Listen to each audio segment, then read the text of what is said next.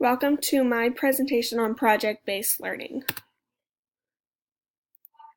This slide is all about Chapter 3, Imagining the Possibilities. I pulled the most important stuff out of the chapter, and here it is. The first step of project planning is identifying the big ideas, the core concepts and processes at the heart of the subjects we teach. Learning dispositions are traits, attitudes, habits, and feelings teachers encourage but cannot teach directly, such as confidence, curiosity, cooperation, and motivation. Students learn these learning dispositions through hands-on experiences and encouragement rather than direct instruction.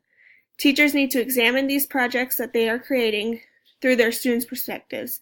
Teachers should create these projects so that they grab the students' attention and curiosity, projects that truly engage their students. Chapter 4, Strategies for Discovery. Flexible framework is recommended to guide project design. Flexibility allows the project to drift towards what interests the students and to ensure their engagement. To truly engage learners, teachers must create a situation where students want to ask questions and they want to learn more about that subject. The best projects share the same qualities: flexibility in design, generative, they have a main driving question, they capture the student's attention through complex and real-life experiences, are realistic, and reach beyond the school environment to involve others. Project ideas can come from nearly anywhere. Projects planned by other teachers, the news, student questions. Chapter 5, Making Assessment Meaningful. Grading PBL assignments are much more complicated than grading multiple choice or true-false exams. There are two types of assessment. Formative assessment is when you assess along the way. This can be done through observations of student work, exit slips, and discussions of the project protocols.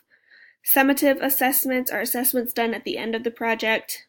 This is the more typical one, grading off rubric performance tasks, or tests. Assessments need to be meaningful and they should be based off of two things: the work completed by the student and the content learned by the students. If the students do not believe they are being graded correctly or fairly, they might not complete the assignment to the fullest of their abilities.